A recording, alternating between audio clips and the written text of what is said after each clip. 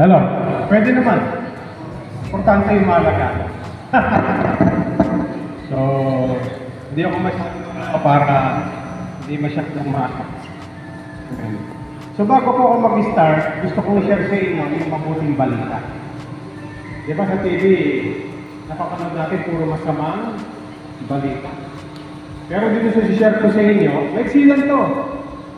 Magkakaroon tayo ng tunay na relasyon sa ating Panginoon. Di ba? Sabi nga nila, ang kaligtasan na binibigay ng Panginoon, ito ay libre na binigay sa atin ng Panginoon. Walang bayad. No? At sabi ng Biblia, hindi lang sa tinapay nabubuhay ang tao, kundi sa salita ng Diyos. Nagkamusal na kayo. Di ba? So kumain tayo ng tinapay at saka kanin. Yun ang alaksan na. Ngayon naman, mag-aanap tayo ng salita ng Diyos. No? So alam nyo na ang kaligtasan na binibigay sa atin ng Panginoon, ito ay regalo sa atin. Na hindi mo na kailangan pa paghirapan. Sapagkat ito ay kaloob ng ating Panginoon. No? Dito sa ating alatalakay yun, sinasabi na gayon na lamang ang pag-ibig ng Diyos sa sanlibutan. Ibinigay niya ang kanyang bugtong na anak upang ang sino mang sumampalataya sa kanya ay hindi mapahamak, kundi ang buhay na walang hanggan. So, ibig sabihin, ang kaligtasan ay binigay sa atin ng Panginoon noon tayo ay nanati at sumampalataya sa ating Panginoon. Amen!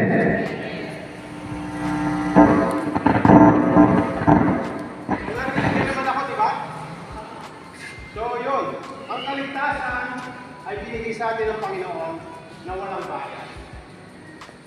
Hindi mo na kailangan pang pagsikapan, pagtrabahuhan ang kaligtasan. Ito ay binibigay sa atin ng Panginoon na libre. Ang kinakailangan mo lang ay magkaroon ka ng relasyon sa Diyos. Paano tayo magkakaroon ng relasyon sa Diyos? Kailangan natin sampalatayanan ang ating Panginoon.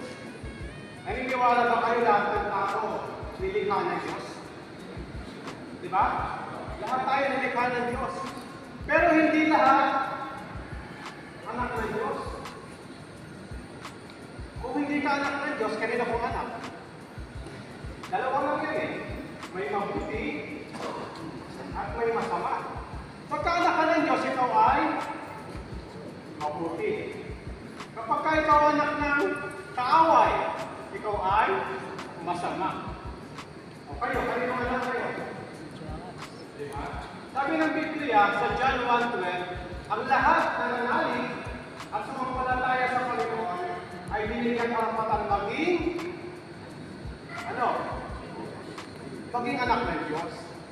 Ang lahat ng nanalig at sumampalataya ay binigyan karapatan maging anak ng Diyos. So yun, hindi ka na naging anak ng Diyos, ikaw ay nagkaroon ng buhay na walang hanggan. Lahat tayo dito mamamatay. Diba? Unahan lang yan. Ang kamatayan, dumarating sa buhay ng tao.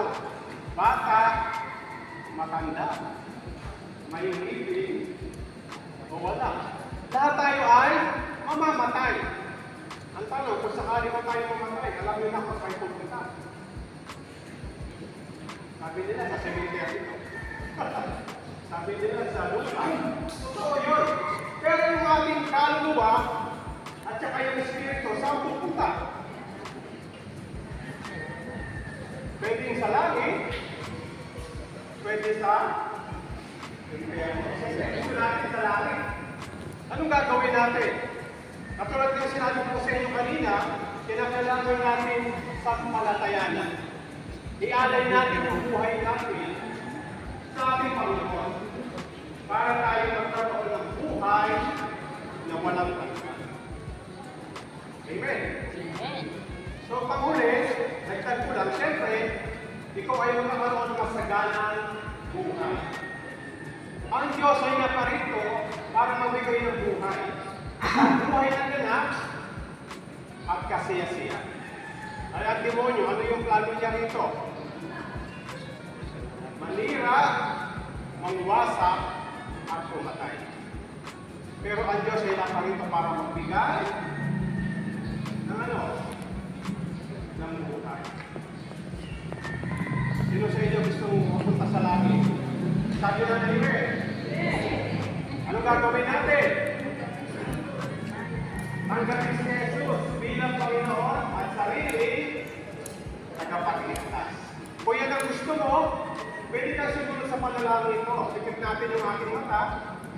Sabihin mo, Panginoong Jesus, lumalapit po ako. Sabihin mo, Panginoong Jesus, naniniwala po ako na ikaw ay namatay sa krus para sa akin. Sa oras na ito, lumalapit po ako sa iyo. Humingi ng tawad sa aking mga kasalanan. Panginoong Jesus, tinatanggap kita bilang Panginoon at tagapagligtas ng aking buhay. Maraming pong salamat sa kaligtasan at sa buhay na walang hanggan na binigay mo para sa akin. Ito po ang aking panalangin sa pangalan ni Jesus. Amen. Harapan natin ang Panginoon. So, ang tanong mo ngayon, kung sakali ba tayo mamatay, alam natin kung saan tayo pupunta? Bakit? Kasi nagkaroon tayo ng relasyon sa ating Panginoon. Hindi religion, kundi relasyon. Amen. Sige, patuloy tayo manalangin. Lord, pinipilas mo po ang bawat isa na narito ngayon, na nakinig ang salita mo. Dalangin ko sa mga bawat isa na kabahagi sa barangay nito. Pinipilas ko po sila sa po na aming pamilya. We declare your protection. Guidance sa bawat isa. Sa pamumuno ni Kapitan Ogie Centrano. Dalangin ko Lord na magkarunungan.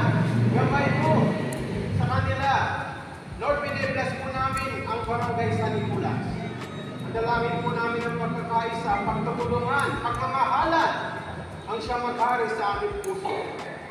Tulungan mo po kami, Lord, na maging matagumpay, masagana ang aming buhay. Salamat po ang sa pagpapala at biyaya mo sa amin. Pinupuri ka namin, pinapasalamatan sa pangalan ni Jesus. Amen. Salamat po sa inyo.